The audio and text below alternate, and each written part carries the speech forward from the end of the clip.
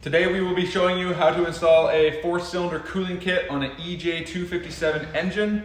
Follow along step by step and we'll show you how to do that to your own car.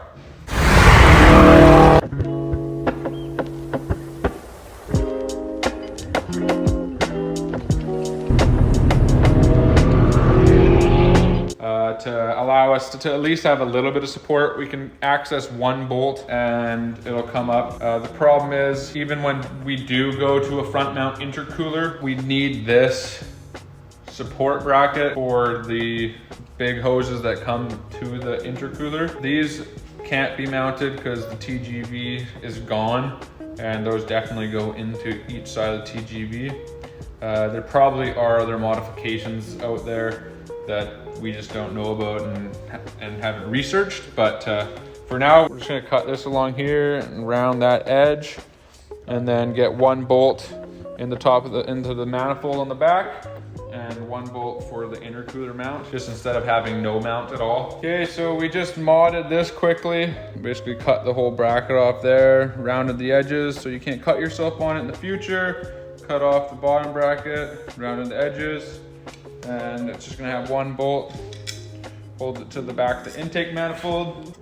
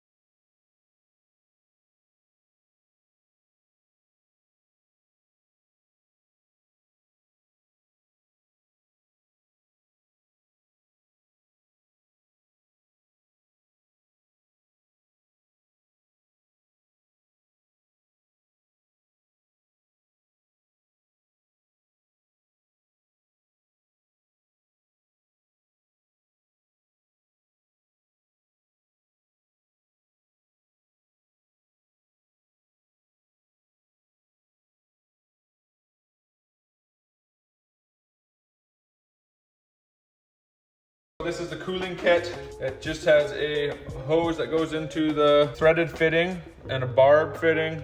This fitting goes into the number 4 cylinder head, just threads it in. They recommend you use a gasket maker. I'm going to use a high temperature thread sealant instead.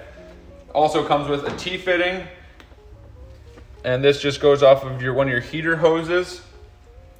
So you're basically just off your heater hose to your head. This comes with 3 hose clamps for your T-fitting. And today we're also going to be completing the rest of our engine modifications for this season. So we're going to change the engine oil, and we will be filling the coolant and bleeding the coolant. All right, let's get to installing this. Okay, so if you're just looking to install your cooling kit for the 4-cylinder, we removed the intercooler to get access to the heater hoses. You can also get access from underneath, but I feel like it's just gonna be easier to have access from both sides, and I could easily crack the plug that is in the head from below the intercooler. So if you haven't been following along through this whole series 1 of the STI build, you can go to episode 2 and find how we removed the intercooler if you want to approach this job from the same angle.